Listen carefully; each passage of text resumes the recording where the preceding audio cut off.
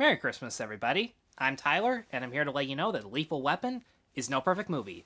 And it's one of those die-hard Edward Scissorhands, Eyes Wide Shut, Shazam, any Shane Black movie that's not Predator movies where it takes place at Christmas, so it is a Christmas movie, so bear with me on this. Now, for those who don't know, Lethal Weapon is about cynical detective Roger Murtaugh, played by Danny Glover, and suicidal undercover cop Martin Riggs, played by Mel Gibson, who are forced to team up with each other after an alleged suicide may have in fact been a homicide that was supposed to cover up a huge drug smuggling operation.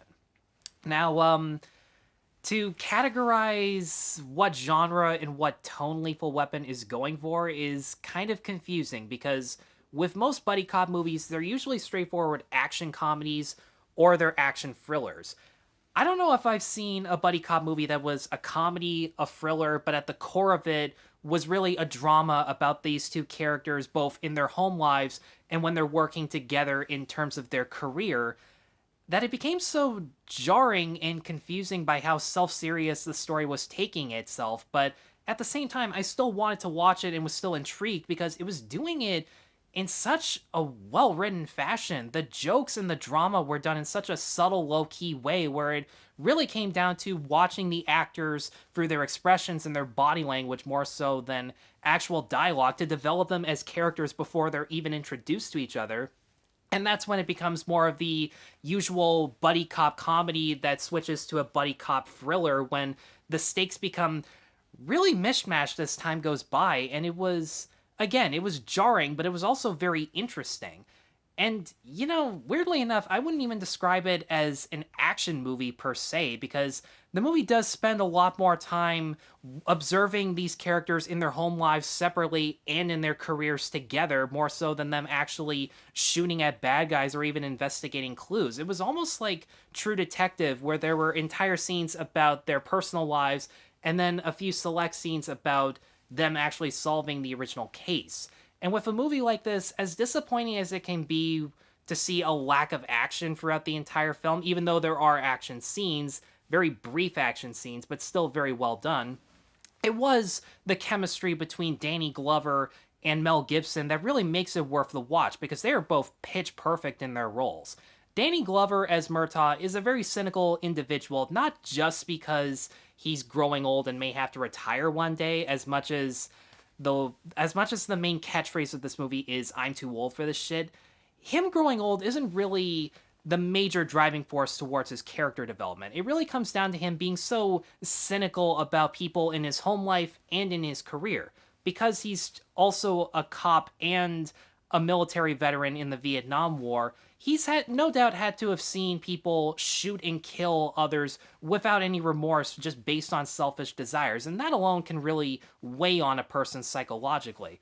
But just the smallest things in his personal life, seeing his daughter value fancy clothes that she's wearing, trying to impress her boyfriend in any way, shape, or form, as opposed to actually paying attention to her siblings or her own parents, it's a very subtle approach to examine how the cynicism that haunts him every day really doesn't weigh down to the fact that he's had to kill people in the war or has had to arrest or kill people on the job. It's also the small things in life that can really set a person off. Same thing with Mel Gibson, who has a much more difficult job to do performance-wise. He has to switch from being a very nonchalant, wise guy with a dry but still dark sense of humor to figuratively and literally being about to give up on life. At one point, he's deciding whether or not he wants to put a gun to his head or put a gun in his mouth, and then in the next scene, he'll be shooting at target practice, and he'll find a way to shoot the eyes and the mouth of the target as if it were a smiley face, as if his suicidal thoughts had never happened.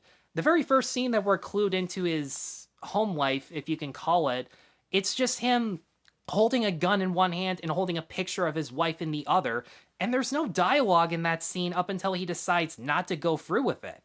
And the amount of silence in that scene adds greatly to the tension of that sequence. Seeing Mel Gibson cry, seeing Mel Gibson sweat, seeing Danny Glover sweat at Gibson's more reckless actions in public, all of those minor details add so much to the character development. But weirdly enough, after a while, I kept forgetting that Mel Gibson was even suicidal, and at some points, the character himself even forgets, because as much as he does miss his wife dearly, deep down, it's his job that keeps him alive. He wants to protect other people from suffering the same fate as his wife has and suffering the same psychological effects that he's had. Even if it does mean taking his frustrations out on suspects in a way that, not gonna lie, some aspects of this movie in regards to the police procedural work are gonna be uncomfortable to some people. It really depends on how much you can disassociate a fictional movie from real life, but nevertheless, there are some things that are definitely going to bother you nowadays. Okay, so performances are really good. This movie was directed by Richard Donner, who I'm not really well versed in his filmography. I've only seen this in The Goonies, and having seen both of them, I can safely say I'm pretty sure that Richard Donner directed The Goonies and not Steven Spielberg, because some of the same stylistic traits from Goonies are in this movie too. Mainly how he does use a very similar technique that Spielberg does, where during some of the more mundane conversations in Murtaugh and Riggs's life, they're mostly done in master shots that are meant to look as if they're very brief, long takes, but they're meant to look as if they were done in multiple takes through the movements of the camera and the blocking of the actors, which makes it feel like they're moving around in sync at the exact same time.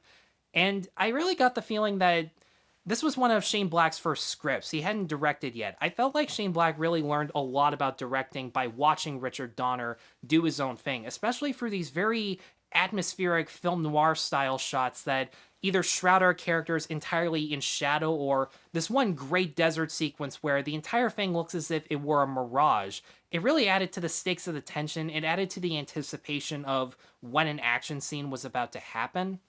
Which reminds me, the action scenes in this movie, for me, were kind of hit and miss. As I said before, I wouldn't really call it an action movie because the fights themselves happen very briefly and then a scene will transition very abruptly as soon as it's over. But the good things about it are they are done in steady wide takes. The practical effects still hold up to this day, and you can definitely tell for the most part that the actors are doing their own stunts.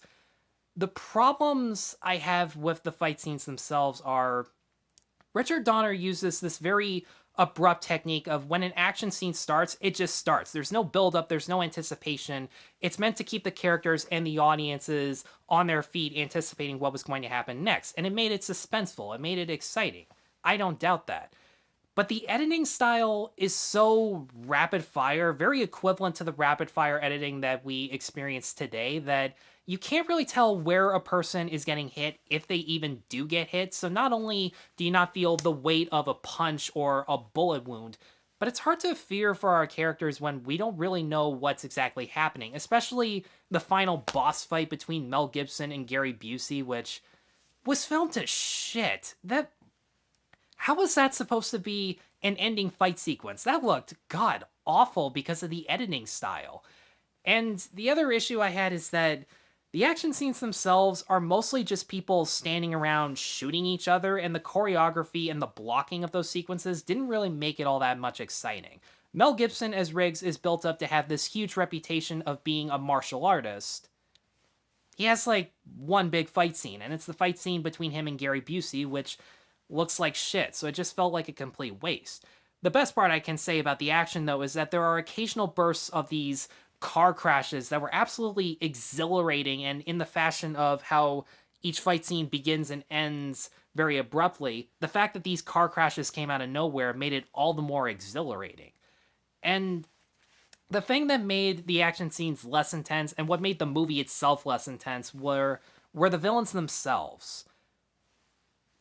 They're pretty bland. They're pretty forgettable, which is a shame because Gary Busey as the henchman is the actual main villain, and he's doing everything he can to make the role memorable. They try to go for that one sequence where they commit an act of violence to make them imposing every time they show up again in the movie, but it was such a small act of violence that it really didn't have that much weight to it. I didn't feel the suspense or the intensity. And while I will say their evil plan and motivation is pretty straightforward and easy to follow, it might have been a little too easy to follow because they're just evil, they want money, they want to sell drugs, and yeah, that's really all there is to it. And because the movie, to its credit, spends more time examining the relationships that Riggs and Murtaugh experience between each other and in their own separate lives, the fact that this movie examines that is done very well, and they avoid certain cop cliches like the two of them don't split up and then reunite at the last minute. The angry commissioner, in fact, there is no angry commissioner, doesn't suspend them for embarrassing themselves in public. All of those cliches are thrown out the window, and thank goodness for that, but because we spend so much time on the heroes, the villains themselves don't actually get that many scenes where they get to really chew the scenery or make that much of an impression.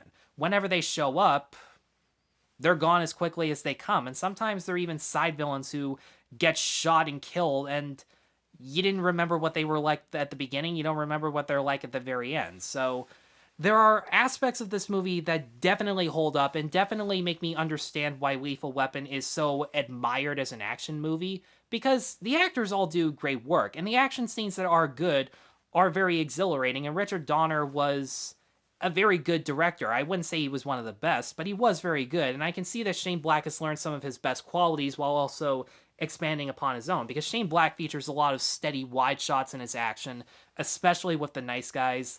Not so much with the Predator, but I mean, we all make mistakes. What are you going to do? It's just that the villains themselves and the action scenes featuring them didn't really leave much of an impression. They were just fun for a few seconds, and then once they were over, you're just like, wait, that's it? Really? So, for all those reasons, I really did enjoy Lethal Weapon, and I'm going to give it a 3.5 out of 5. Guys, thanks as always for watching. If you have seen Lethal Weapon, let me know in the comments below what you thought of it. Be sure to stay tuned for more reviews, and be sure to like and subscribe. Take care.